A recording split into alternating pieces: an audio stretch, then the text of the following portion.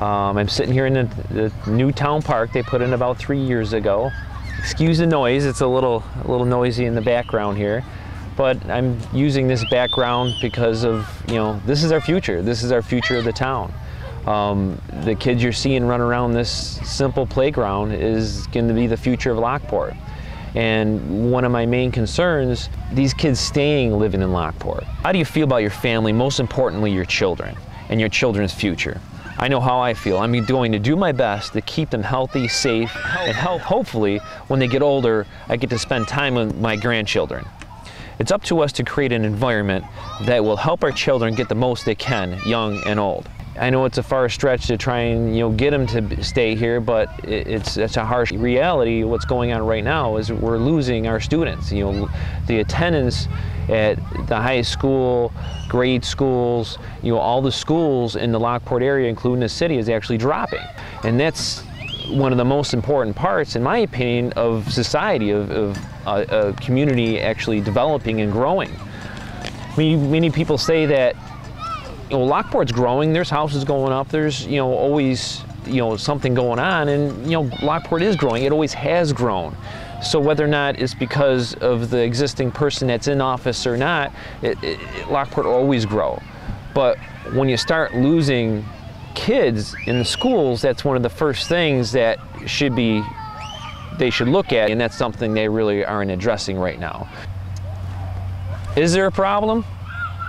Is there a way to fix the problem? What do you think? Residents' cost of living going up thousands of dollars because of town's elimination of competition. New zoning laws make it impossible for small independent businesses to afford to start and survive. Say, for example, if Walmart was able to save families $1,000 a year, just in 1 year, times that by 5,000 families in the area. That's $5 million that could go in our local economy. So by the town creating some of these ridiculous zoning laws, it creates a problem, with competition. People that don't have any competition will tend to charge more for their prices, and when there's competition, they'll lower them just to make more sales. The town did a lot better without the current administration. We had a mall, we had a more selection of business and lower taxes. How do I propose to fix the problems? Listen to the people. Through polls, internet, simple communication, educate the people about local issues by newsletter, internet, and no secret meetings. Promote local new and existing businesses and promote honest, healthy growth. Encourage attendance at town meetings and create a healthy two-way communication. My qualifications. I'm a customer specialist working on vehicles. I've done home, commercial plumbing, masonry, bricklaying, concrete, flat work, blacktop paving, building, roughing, roofing, siding, drywall, electrical, commercial and residential, sewer, septic installation, heating, AC installation, forced air, inflow radiant heating systems. I can draw architectural site and building plans using CAD. Also able to decipher and understand building and wiring plans and plumbing plans. I was once a board member to lobby towards New York State insurance regulations. I'm also can operate bulldozers, backhoes, excavators, loaders, forklifts. Granted, I'm not an expert, but I know enough about this stuff to delegate some responsibility towards people operating the equipment.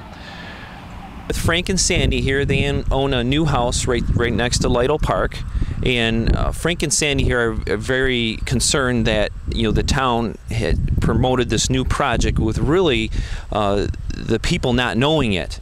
So we're trying to, let me take my glasses off, we're trying to educate the people on the type of things that go on, and the reason for this is that they keep things hush-hush until the last minute, don't they? Yes, and when we built this house, we finished it 3 years ago, and they had started this program over 5 years ago.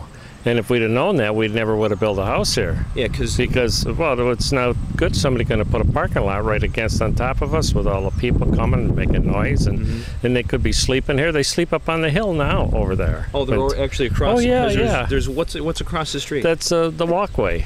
Walkway to the canal. To the canal, along the canal. Yeah. There's people that are sleeping. The other day there were people up there sleeping. Really? It's really hard for people. Yeah, we don't know what kind of people might come and what might happen, and it's no good.